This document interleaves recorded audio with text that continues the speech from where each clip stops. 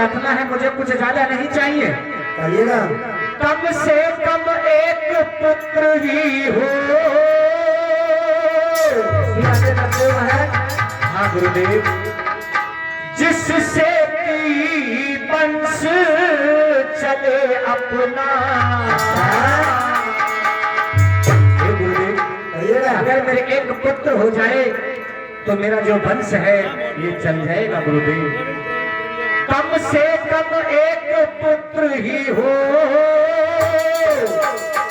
जिससे कि वंश चले अपना, और पितरों को भी तर्पण पहुंचे, आगे रघुवंश बढ़े अपना।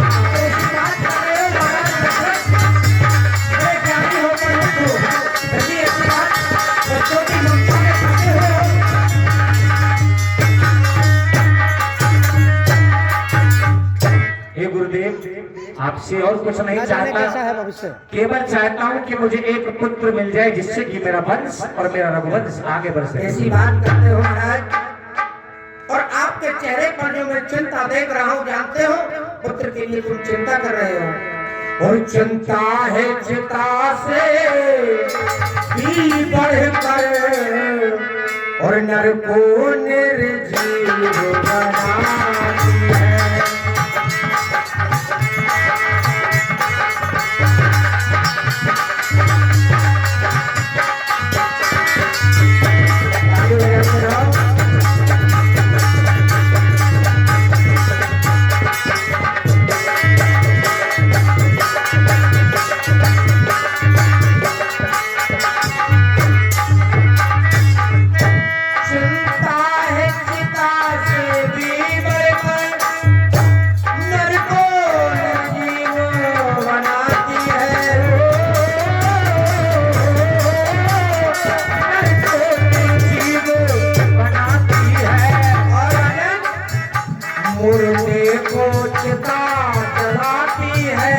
जिनको चिंता खाती है।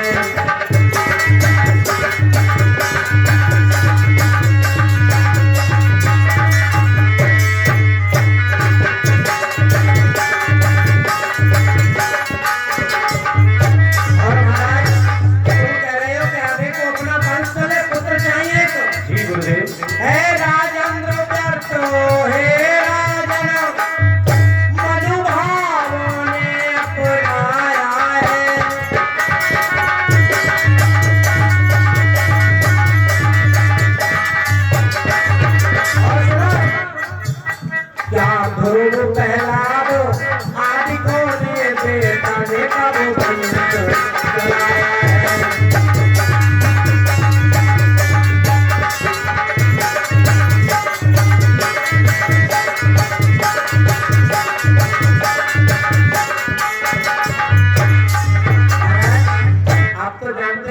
चलते रहो।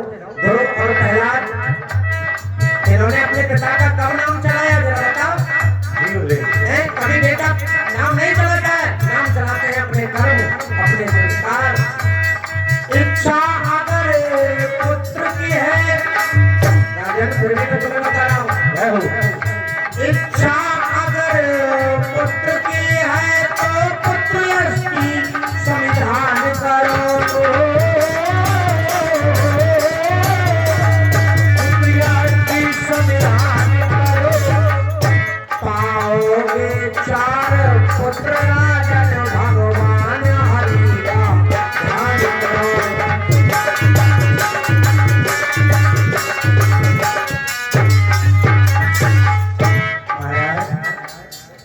अगर तुमको पुत्र चाहिए, और तुमसे भी कह रहा हूँ सभी भक्तों से, जिसको पुत्र चाहिए भगवान हरि का ध्यान करो। अगर आपको पुत्र की इच्छा है तो पुत्र यष्टि संविधान यज्ञ कराओ अपने यहाँ, और यज्ञ में तुम्हें सिंह ऋषि को लाना है। सिंह ऋषि को लाना है, क्यों? पुत्र यष्टि संविधान के लिए सिंह ऋषि को बुलवाना है, वो मान तुम्हारे होते हैं, इसलिए यज्ञ में लाना है। आपको पुत्र यष्टि यज्ञ कराना है अयोध्या में, और सिंह ऋषि को बुला करके लाओ। क्योंकि वो तुम्हारे मान है। राजा दशरथ की एक पुत्री भी थी जिसका नाम था शांता। ये बहुत बड़ी कथा है। वही पिता है, वही माता है, दशरथ ही। उस शांता का विवाह सिंह ऋषि से हुआ था। इसलिए वशिष्ठ जी ने कहा तुम भूले बैठे हो, वो मान है तुम्हारे, कभी ध्यान रखना, मान को कभी जीवन में मत भूलना। जिनके यहाँ भांजी भांजे बहनोई या बेटी आकर के घर भोजन कर जाए तो समझ लो कल्याण हो गया। बहन भांजी कोई साधारण मत समझना। आज ये शास्त्र कह रहे हैं, मैं नहीं कह रहा हूं। जब किसी शीशी में करके लाते हो तो बिखर जाएगा। शीशी लिया। ये शास्त्र कह रहे हैं, गुरुजी कह रहे हैं, वो मान तुम्हारे होते हैं इसलिए लाना। और आजकल अगर बहनों से लड़ाई हो जाए, बहन से लड़ाई हो जाए तो ठीक है अपने घर रहो, देख लेंगे हैं, अपने घर रहो। अगर घर की सुख शांति चाहते हो तो कभी बहन से मत बिगाड़ना। बहन भांजी को घर में जरूर बुलाते रहना, घर में खुशियां चाहते हो। आज कह रहे हैं ना राजा दशरथ, तुम भूले बैठे हो राजन, अपने मान को बुलाओ, पुत्र अष्टि यज्ञ कराओ, जाओ हम वरदान देते हैं तुम्हारे 4 पुत्र होंगे। आज वही हुआ, सिंह ऋषि को बुलवाया गया, पुत्र अष्टि यज्ञ हुआ और यज्ञ से अग्निदेव प्रकट हुए। अग्निदेव ने कहा महाराज लो ये अभी का प्रसाद है, यथा भाग अपनी रानियों को खिला दीजिए, आपके 4 पुत्रों का जन्म होगा। आज राजा दशरथ ने ये बात सुन करके अर्ध भाग कौशल्या दीना, उभय भाग आधे कर लेना। उभय भाग आधा भाग कौशल्या को दे दिया खीर में से, जैसे कि एक सेब है, सेब में से आधा भाग तो दे दिया कौशल्या को, और उभय भाग उनके 2 टुकड़े करे, वो आधा सुमित्रा को और आधा जानते भी ना हो कौन ही रानी, रानियों के नाम भी ना पता तुम्हें, कैकेयी को पता है, बड़े मास्टर जी को तो ज्ञान है, लेकिन भक्त ऐसे बैठे हैं बड़े शांत। अरे कुछ तुम भी ज्ञान रखा करो, शास्त्र नहीं पढ़ोगे, रामायण नहीं पढ़ोगे, कथा नहीं सुनोगे तो भैया अपनी अपनी पत्नियों को गूगल में दे दियो, गूगल में ढूंढ लीजिए मिल जाएंगे, यूट्यूब पर ढूंढ लीजिए। इसलिए शास्त्र पढ़ने बहुत जरूरी है। आज बड़ा सुंदर भाव,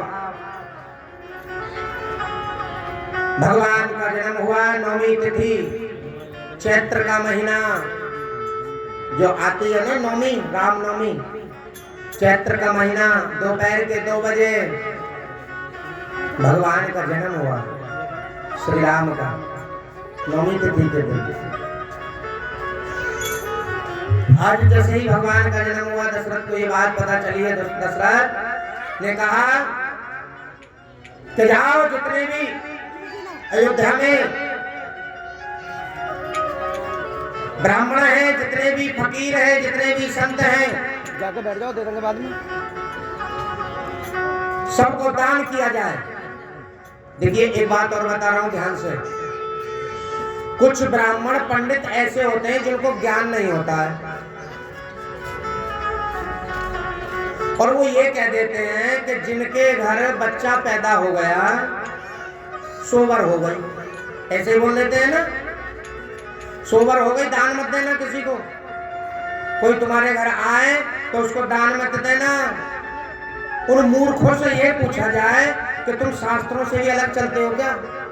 अब ये शास्त्र कह रहे हैं, मैं नहीं कह रहा हूं। जैसे ही पुत्र जन्म सुनी दशरथ का नाम, दशरथ जी ने जैसे सुना ना कि मेरे यहाँ 4 पुत्रों का जन्म हुआ है, तो वो कह रहे हैं जितने भी ब्राह्मण हैं सबको 1 गाय दान दी जाए। तो क्यों दे रहे हैं दशरथ जी दान? उनके घर तो वशिष्ठ जी बैठे हैं, इतने बड़े ज्ञानी।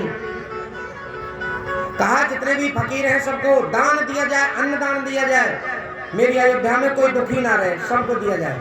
दूसरी बात, जब भगवान कन्हैया का जन्म होता है ना, तो नंद बाबा के यहाँ 9 लाख गैया थी। कितनी? 9 लाख। नंद बाबा ने उसी समय कहा था कि मेरी जितनी भी गैया है ना सबको ब्राह्मणों को दान में दे दो। अब उन पंडितों से ये पूछा जाए जब सोवर हो गई घर में, पूजा पाठ मत करो, दान मत दो, कौन से ये और कह दो कि खाना भी मत खाओ। खाने में भी तो सोवर है भाई। जो तुम्हारे घर अन्न है वो भी तो गंदा हो गया, क्यों खा रहे हो फिर? ऐसा नहीं है। अगर तुम्हारे यहाँ बच्चे का जन्म हो, पहली बात तो शास्त्रों की बात बता रहा हूं मैं तुम्हें, केवल 2 घंटे के लिए सोवर होती है। कब तक? जब तक बच्चे का नाल नहीं कटता है तब तक सोवर रहती है घर में, उसके बाद कोई सोवर नहीं है। हम कह के जा रहे हैं तुमसे खूब पूजा करो, खूब पाठ करो। अब एक चीज और है, कुछ विद्वान सोचते हैं गुरुजी जैसे कि हम कथा कर रहे हैं, पहली बात तो भगवान कभी ऐसा ना करे कहीं अचानक कोई मृत्यु हो जाए गांव में, या सोवर हो जाए उस परिवार में जिसके यहाँ कथा हो रही है, तो हम कथा शुरू होने से पहले उसका इंतजाम कर देते हैं, जिससे कि हमारी भागवत जी खंडित ना हो, प्रतिदिन चलती रहे। वहां हमें ब्रह्मा जी बनाए जाते हैं, ब्रह्मा जी को बैठाते हैं पूजा करना। बेटी को बना रखे हैं पंडित जी ने, जो पूजा कराते हैं ना हम चौकी पे, वहां ब्रह्मा जी होंगे जरूर, बना रखे हैं। तो उनको ये नहीं पता, राजा दशरथ कह रहे हैं खूब दान दिया जाए, सबको भोजन खिलाया जाए, गरीब है मेरे घर लाओ, भोजन कराओ, दान करो। तो भगवान की कथा में भगवान के नाम पर बढ़ चढ़ करके दान करना चाहिए, कभी पीछे मत हटना। जो भक्ति ये कहते हैं कि गंगा जल अशुद्ध हो गया, अरे मूर्खो, गंगा जल कभी अशुद्ध नहीं होता है। चाहे मौत हो जाए, सोवर हो जाए, कुछ भी हो जाए, 1 साल 2 साल 20 साल 100 साल तक भी कभी गंगा जल पवित्र नहीं होता। गंगा जल हमेशा पवित्र ही रहता है। राजा दशरथ ने कहा है कि दान दिया जाए। उसके बाद भगवान का जन्म हुआ और भगवान कुछ बड़े हुए, भगवान का नामकरण हुआ और नामकरण के बाद गुरु ग्रह गए पढ़न रघुराई, अल्पकाल सम विद्या आई।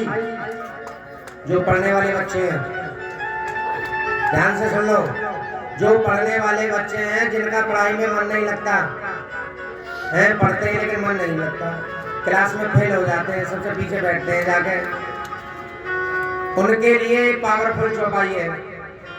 मोबाइल में सर्च मार लेना और चाहे कॉपी पेंसिल ले आना, पंडित जी लिखवा देंगे। गुरु ग्रह गए पढ़न रघुराई, अल्पकाल सब विद्या आई। थोड़े से समय में ही भगवान को विद्या प्राप्त हो गई। आज भगवान बड़े हुए और शिक्षा प्राप्त की। भगवान विश्वामित्र के साथ गए, यज्ञ सफल कराया, ताड़का का वध किया भगवान ने, अनेक अहिल्या का उद्धार किया भगवान ने, और जाकर के जनकपुर में शिव धनुष को तोड़ दिया। सीता जी से स्वयंवर हुआ भगवान का और हंसी खुशी भगवान रहने लगे। कुछ दिन बाद भगवान को वनवास हुआ और वनवास होने के बाद भगवान ने साधु संतों का उद्धार करते हुए रावण का वध किया। बोली भगवान रामचंद्र की। तो भागवत जी में राम कथा भी आती है, आइएगा। बड़ी सुंदर चर्चा जिसका सब भक्तों को बड़े से सभी से इंतजार। हाँ जी मास्टर जी आप जाइए। बड़ी बड़ी बेसब्री से इंतजार तो भगवान कन्हैया का जन्म, कान्हा जी के जन्म की कथा सुनते हैं। आइए पंडित जी द्वारा एक बड़ा सुंदर भजन, और भजन के बाद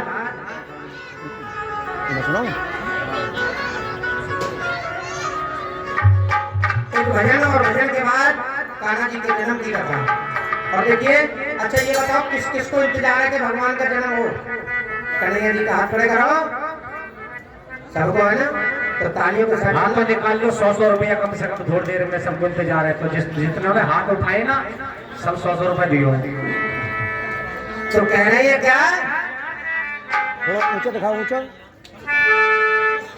अरे कान्हा अहरोला में आए जइयो और बुलाए रही राजा जानी। कान्हा अहरोला में आए जइयो,